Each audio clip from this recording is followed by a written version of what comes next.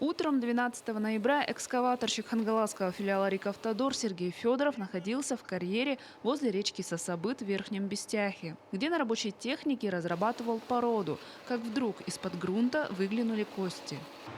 Мастеру сказал, мастер позвонил ближе к вечеру, часа, наверное, 3-4, вот приехали. Мастер участка Александр Малых приехал не один, а в сопровождении директора филиала «Рикавтодор» Ирины Землянской и краеведа, руководителя научно-исследовательской экспедиции школьников «Элияда» Прокопия Наговицына. Все вместе они начали распознавать найденные останки.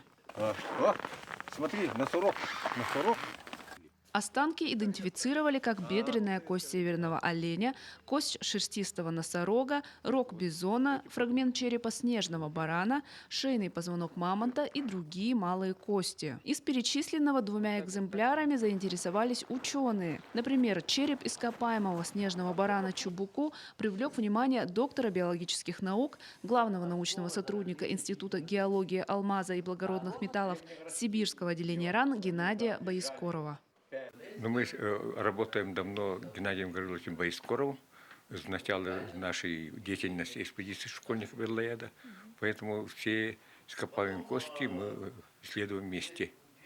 Шейным позвонком мамонта с патологией заинтересовались в Ханты-Мансийске. Сейчас уже известно, что мамонты к моменту вымирания массово страдали заболеваниями скелетной системы, поэтому мне бы очень хотелось приехать летом и вместе со школьниками экспедиции «Элияда» изучить местонахождение этих находок, то есть его геологию, сделать стратиграфическое описание разрезов, выяснить особенности их захоронения.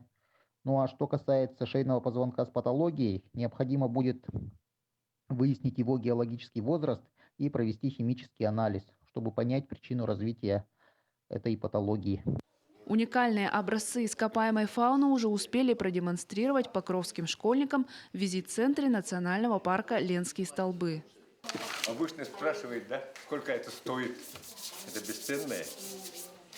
Работа по изучению останков только начинается. Также есть вероятность найти еще больше таких уникальных экземпляров. Договоренность с филиалом «Рикавтодор» о поисковых работах на их карьере уже достигнута.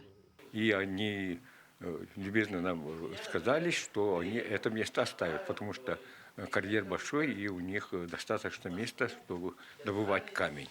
И мы были, конечно, рады, и вот Константина Продяхина мы ждем летом. Стоит отметить, что на этом самом карьере ранее уже удавалось найти останки ископаемых животных. Например, в 2020 году здесь были обнаружены фрагменты костей мамонта, бизона, шерстистого носорога и ленской лошади. Скопление костей разных животных объясняется тем, что их могло принести течением древней реки. Виолетта Засимова, Федор Тарасов, Александр Ярков, Хангаласский улус.